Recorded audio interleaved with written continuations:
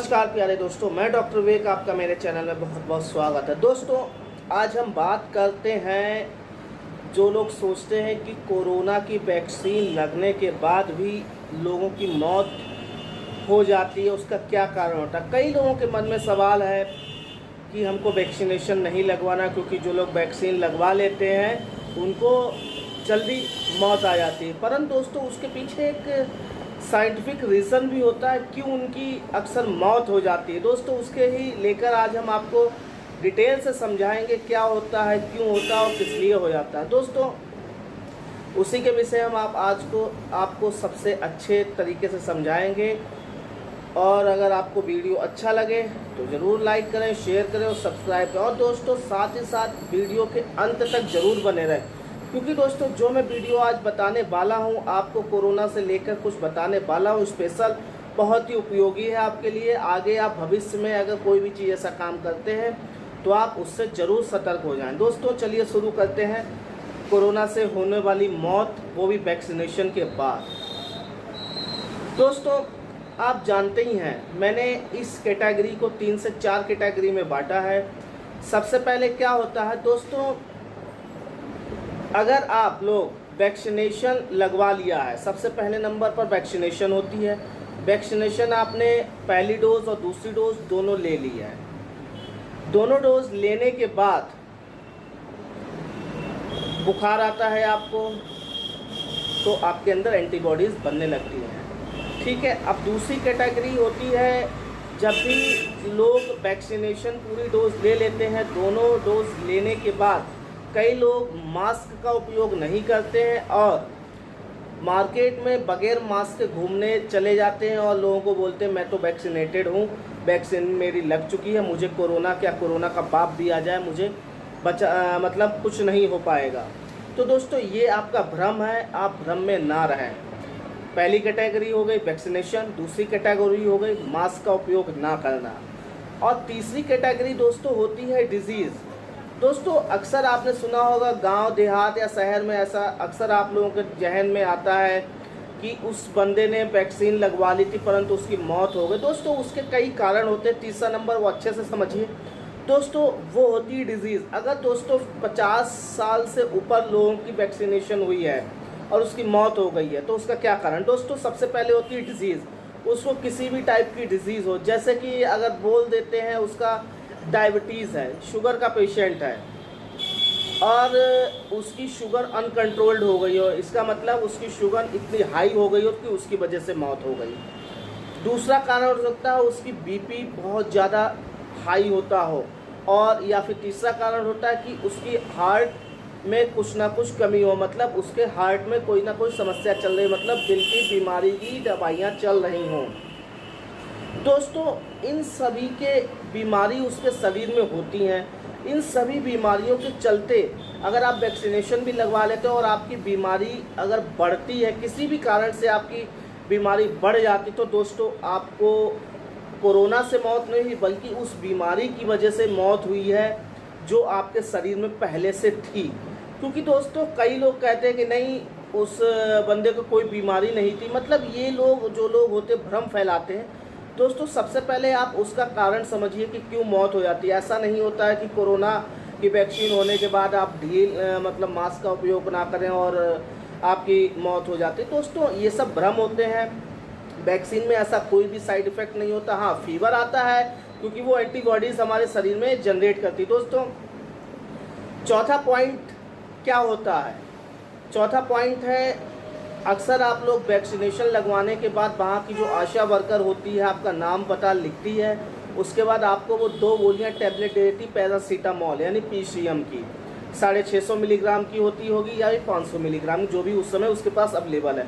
दोस्तों, सबसे बड़ा कारण ये होता है मौत का। दोस्तों, क्या होता है, जब भी हम वैक्सीनेशन लगवाने गए, वैक्सीनेशन लगवाने के बाद क्या होता है, लोगों के मन में होता है कि हमको बुखार आए। जाहिर सी बात है दोस्तों, जब भी कोई भी हमारे शरीर में वायरल या बैक्टीरियल या फिर वायरस कोई भी हमारे शरीर में इंजेक्ट किया जाता है, तो वो हमारे शरीर में जो हाइपोथैलेमस ग्लैंड होती है, थैलेमस जो ग्लैंड होती है, उसको अगेंस्ट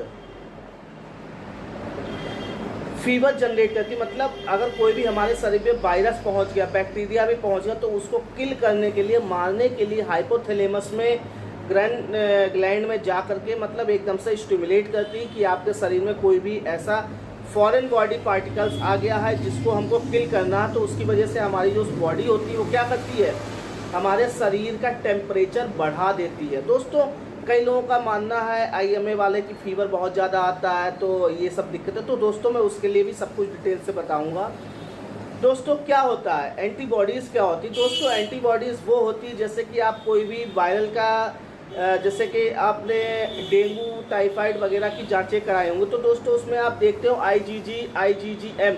दोस्तों ये एंटीबॉडीज़ के लक्षण होते हैं। एंटीबॉडीज़ एक ग्रेन्यूल्स टाइप में होता है, उसमें 5 टाइप्स होती हैं और 5 टाइप में होता IgG IgGA IgG। दोस्तों ये सब तरीके के IgG होते हैं, यानी एंटीबॉडीज़ होती हैं जो हमारे शरीर में वायरल या बैक्टीरियल इन्फेक्शन को किल करने के लिए हमारे शरीर का टेम्परेचर बढ़ता है।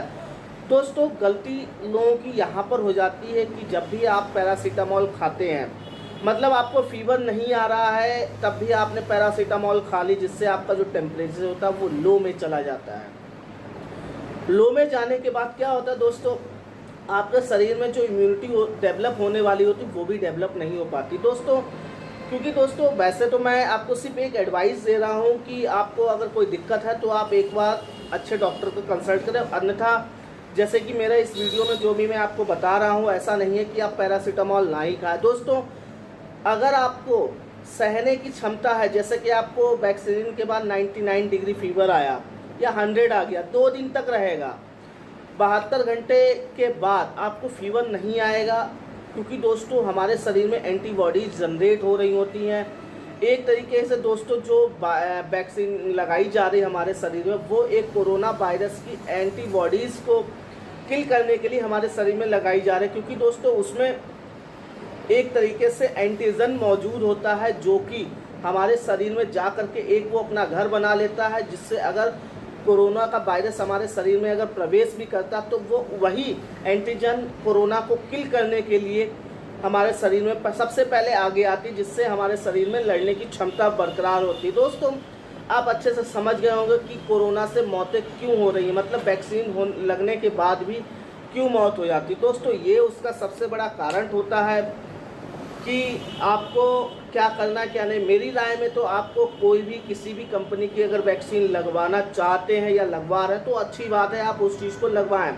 परंतु दोस्तों अगर आपको फीवर आता है तो आप ज़रूर पैरासीटामॉल खाएं। ऐसा नहीं है कि मेरा मानना नहीं है कि आप पैरासीटामॉल ना खाएं, परंतु दोस्तों कई बार क्या होता है किसी को फीवर ज़्यादा दिनों तक आ जाता है, जैसे कि अगर वो टाइफाइड भी करा लेता है, उसकी पॉजिटिव आ रहा है, तो दोस्तों अक्सर जाहिर सी बात है उसको पहले से ही बैक्टीरियल और वायरल इन्फेक्शन हुआ है, इसलिए उसको प्रॉब्लम ज़्यादा हो। तो इसलिए आप पैरासीटामॉल आप खा सकते हैं, अन्यथा आप अपने किसी अच्छे होम्योपैथ डॉक्टर्स या फिर जो भी MBBS डॉक्टर्स या फिर जो MD डॉक्टर्स होते हैं उनके पास एक बार आप कंसल्टेशन ज़रूर लें, जिससे आपकी जो भी प्रॉब्लम चल रही है उसकी जाँच हो सके और उसका आपका समाधान हो सके और उसकी आपकी दवाई मिल सके।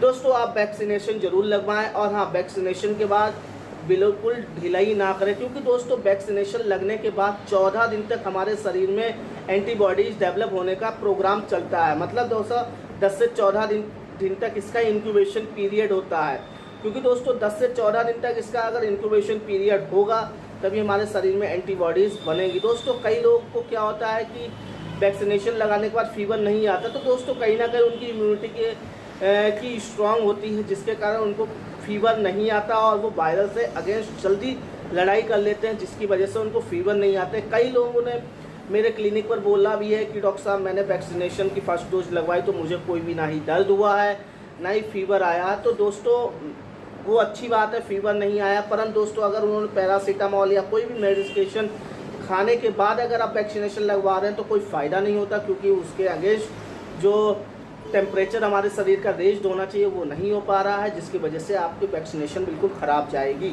अगर आपको उससे बाद में वैक्सीनेशन के बाद फीवर आता है तो आप ज़रूर खाएं और आप अपने डॉक्टर के पास जा कर के सलाह ले सकते। दोस्तों इसका जो इंक्यूबेशन पीरियड होता है 14 से 14 दिन का होता है, क्योंकि हमारे शरीर में उतने ही दिनों में वो एंटीबॉडीज़ डेवलप करती हैं और हमारे कोरोना से लड़ने के लक्षण को कम करती हैं और उसको दोबारा ना हो इसलिए वो फाइट भी करती हैं। दोस्तों आशा करता हूँ आज का वीडियो आपको समझ में आ गया होगा। अगर समझ में आ गया तो दोस्तों लाइक करें, शेयर करें, सब्सक्राइब करें। दोस्तों अगर कोई भी क्वेरीज होती है तो आप हमारे कमेंट सेक्शन बॉक्स में जा करके ज़रूर कमेंट करके पूछें। अगर नहीं समझ में आता तो आप हमारे मैसेज में ईमेल में जा करके आप हमसे डायरेक्ट मैसेज व्हाट्सएप के थ्रू भी मैसेज कर सकते हैं। मैं आपको उसको अच्छे से डिटेल से समझाऊंगा कि क्यों क्या होता है, क्यों किस लिए प्रॉब्लम हो जाती है। तो दोस्तों आज के वीडियो में इतना ही, मिलता हूँ अगले वीडियो में। तब तक जय हिंद, जय भारत। दोस्तों लास्ट में मास्क का उपयोग करिए, सैनिटाइज का यूज़ करते रहें और दोस्तों 2 गज की दूरी जरूर बनाते रहें।